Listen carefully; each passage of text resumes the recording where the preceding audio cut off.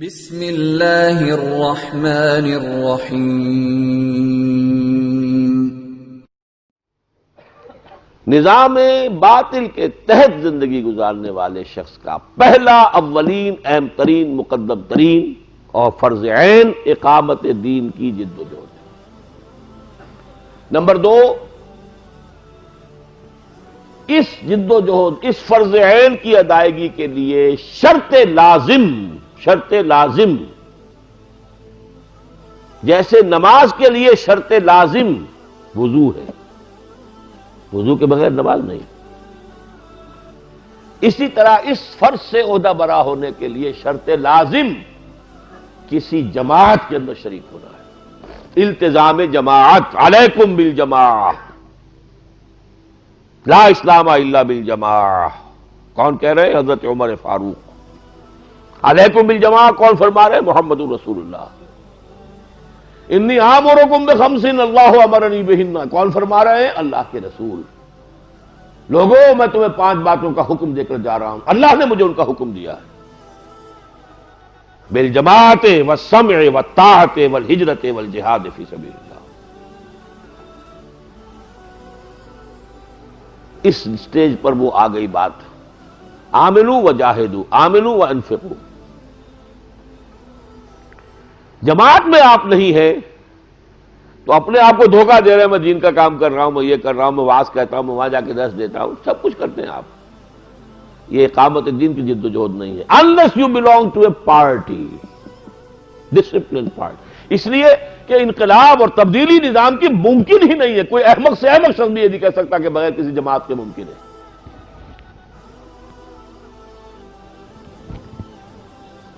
جو حضرات میری ان 2 باتوں سے متفق ہو، اب یہ ان کا کام ہے کہ جماعت تلاش کریں۔ کوئی جماعت نہیں ملتی، خود کھڑے ہو۔ کسی کے پاس یہاں پروپرائٹری رائٹس نہیں ہے کہ میں جماعت بنا سکتا ہوں، آپ نہیں بنا سکتے، لو۔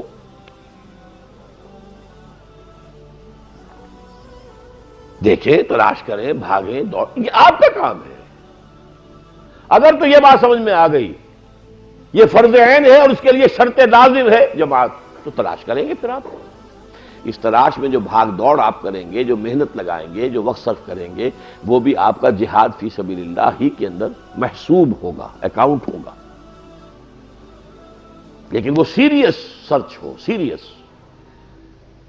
جیسے پیاسا جو ہے پانی کے لیے جس طرح جو دیوانہ وار جب تلاش کرتا ہے، اس لیے کہ اسے پیاس ہے، اگر اپنی فرض ہونے کا احساس ہو جائے تو اسے اسی شان کے ساتھ تلاش کرنا ہوگا۔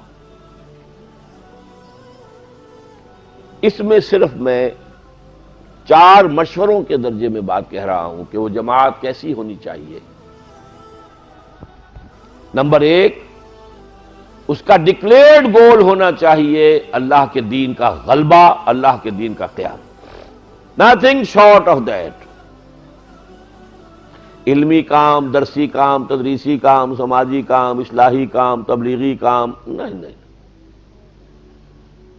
گول، ڈکلیئرڈ گول، نظام کو بدلنا ہے، اللہ کے دین کو قائم کرنا ہے، اللہ کے دین کو غالب کرنا ہے۔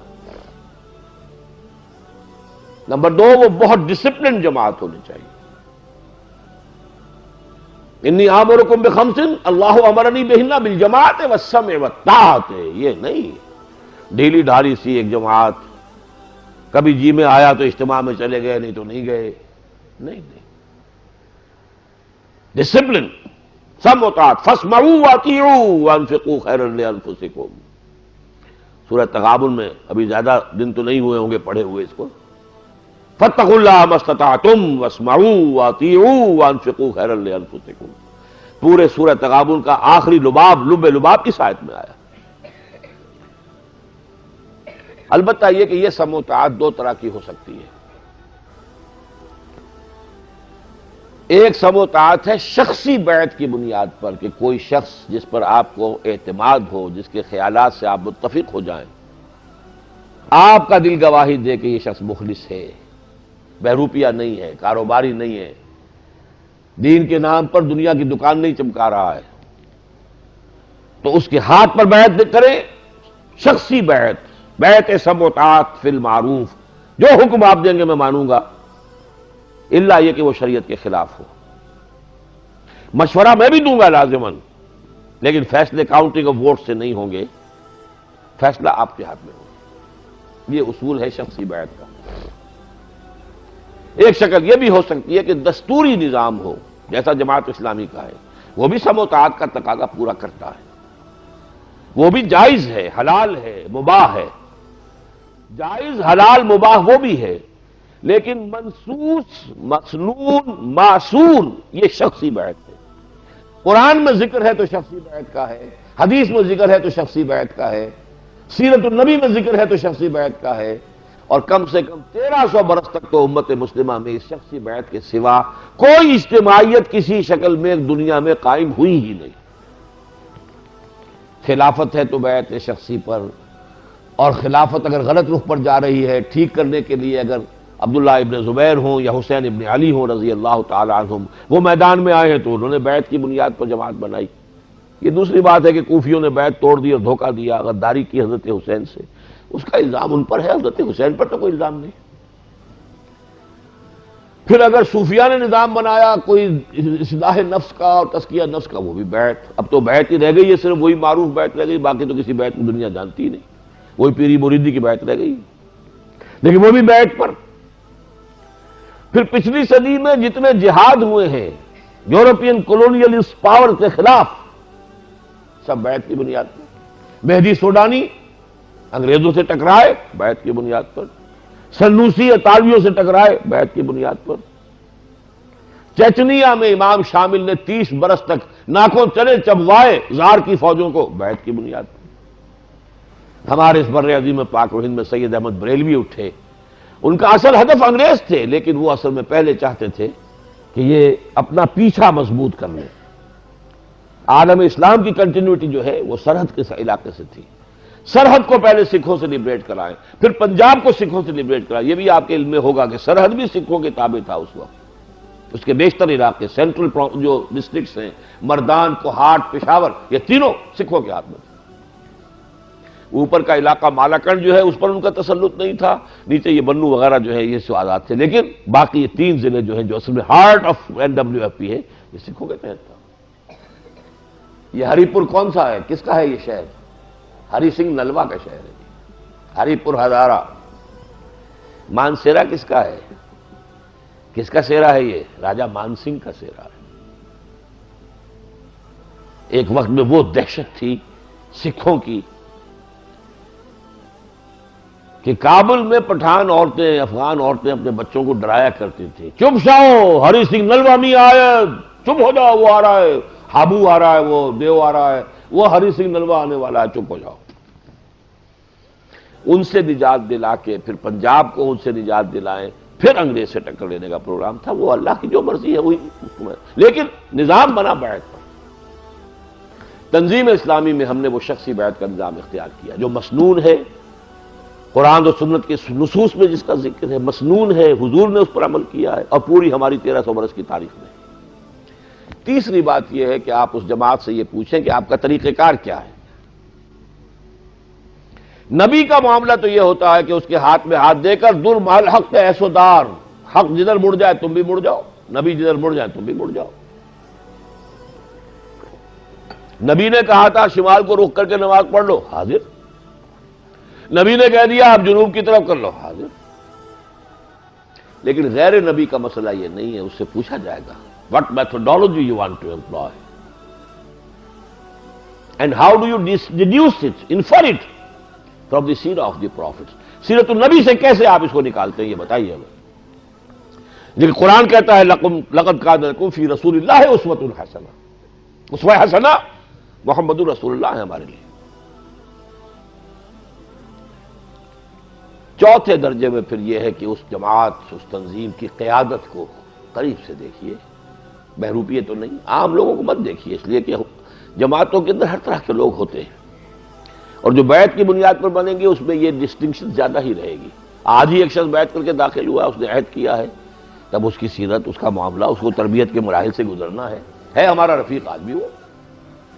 دیکھنا ہوتا قیادت کا، یا جو بھی قائد ہے اس کے قریب ترین ساتھیوں کا جائزہ لے، جو وہ اصل نیوکلیس ہے، دل گواہی دے دے۔ تو میرے نزدیک یہ 4 کرائیٹیریا جہاں پورے ہو جائیں، پھر اس میں شمولیت نہ کرنا بہت بڑا جرم ہے۔ آپ نے بارہا پڑھا ہوگا کہ پھر دلوں پر مہر ہو جاتا ہے، کما لم یؤمنوا بہ اول مرہ، پہلی مرتبہ انکشاف ہوتا ہے جب انسان کے اوپر کہ بات ٹھیک ہے، قبول کر لے گا تو خیر ہے، اگر قبول نہیں کرے گا تو پھر آگے دل پر مہر لگا دیتا اللہ، میں نے تو تمہیں دکھا دیا تھا، تم نے اس کو قبول نہیں کیا، میں نے منکشف کر دیا تھا تم پر کہ یہ حق ہے، تمہاری کوئی ضد تھی، کوئی تعصب تھا، کوئی مفادات تھے، کوئی دوستیاں تھی، مودۃ بینکم فی الحیات الدنیا، ان چیزوں کی وجہ سے چودراہٹ تھی کوئی کسی، اس وجہ سے اگر نہیں مانا ہے تو یہ جرم ہے جس کی سزا ملے گی۔ وَنُقَلِّبُ أَفْئِدَتَهُمْ وَأَبْصَارَهُمْ كَمَا لَمْ يُؤْمِنُوا بِهِ أَوَّلَ مَرَّةٍ، ان کے دل بھی الٹ دیں گے، نگاہیں الٹ دیں گے، اس لیے کہ وہ پہلی مرتبہ جب انکشاف ہو گیا تھا حق کا وہ اس کو انہوں نے تسلیم نہیں کیا۔ یہ ہے تنظیم اسلامی کے ضمن میں جو بات مجھے آپ سے کرنی تھی، اس لیے کہ یہ سارا کچھ پڑھ کر قتال اور جہاد اور یہ پھر اگر ایسے کہ ایسے پھر وہی شب و روز ہوں، زندگی وہی ہو، وہی ہمارے مصروفیات ہوں، وہی ہمارے معمولات ہوں، تو کس کھاتے میں جائے گا یہ پڑھنا لکھنا؟ جو پڑھا لکھا تھا نیاز نے اسے صاف دل سے بھلا دیا، یہ نہیں ہونا چاہیے، یہ بہت بڑے خسارے کا سودا ہے، بہت بڑے گھاٹے کا سودا ہے۔ جائزہ لیں، سوچیں، غور و فکر کریں۔ دوبارہ جو بات میں آخری میں کہوں گا وہ یہ ہے کہ جیسے کہ عزیزم نوید احمد نے آپ سے کہا تھا، ہماری اس دعوت کا چونکہ ہم نے اس کا میڈیم بنایا ہے قرآن، میری اب کتابیں ہو گئی ہیں، کچھ ہوتے ہوتے کتابیں بھی ہو گئی ہیں، میری تقریریں جو ہے کیسٹ سے اتار کر چھپ گئی، وہ کتاب بن گئی، کچھ چیزیں میں نے لکھی بھی ہیں، اگرچہ وہ اکثر و بیشتر جو لکھی ہیں وہ ثقیل ہیں، لیکن ہماری دعوت اصل ہے قرآن کے ذریعے سے۔ ذکر بالقرآن انذر بہی لتبشر بہ المتقین وتنذر بہ قوما لدا، یہ سارا بہی قرآن ہے، اور قرآن مجید کے لیے یہ دعوت رجوع القرآن، قرآن اکیڈمیز، قرآن انجمن، 1 ایئر کورس، غنیمت سمجھیے، غنیمت سمجھیے، غنیمت سمجھیے۔ آپ کے شہر میں اکیڈمی بن گئی، دعائیں دیجئے جن لوگوں نے اس کے لیے محنت کی ہوگی، کتنی بھاگ دوڑ کی ہوگی۔ ہمارے اس معاشرے میں فرقہ واریت کے حوالے سے تو چینلز بنے ہوئے ہیں، وہ جو ہماری جڑیں ہیں گئی ہیں، وہ اس سے خود بخود مال آتا رہتا ہے، پیسے آتے رہتے ہیں، لیکن جہاں کسی فرقے سے تعلق نہ ہو اس کا ساتھ کون دیتا ہے؟ فرقہ واریت کی تو جڑیں ہماری گہری ہیں گئی ہوئی، مدرسے بن جائیں گے، عالیشان سے عالیشان مسجدیں بن جائیں گی، عالیشان سے عالیشان مدرسے بن جائیں گے، وہی روایتی کام جو کرتے چلے آ رہے تھے۔ ان 2 کاموں کی طرف سوچ بھی نہیں ہے کہ دانش حاضر کا بھی کوئی توڑ فراہم کرنا ہے، اور سائنٹیفک فینومینا جو قرآن مجید کی صداقت کو مبرہن کرنے والے آ گئے ہیں، ان کو بھی انکارپوریٹ کرنا ہے اپنی فکر میں، ادھر تو توجہ ہی نہیں ہے۔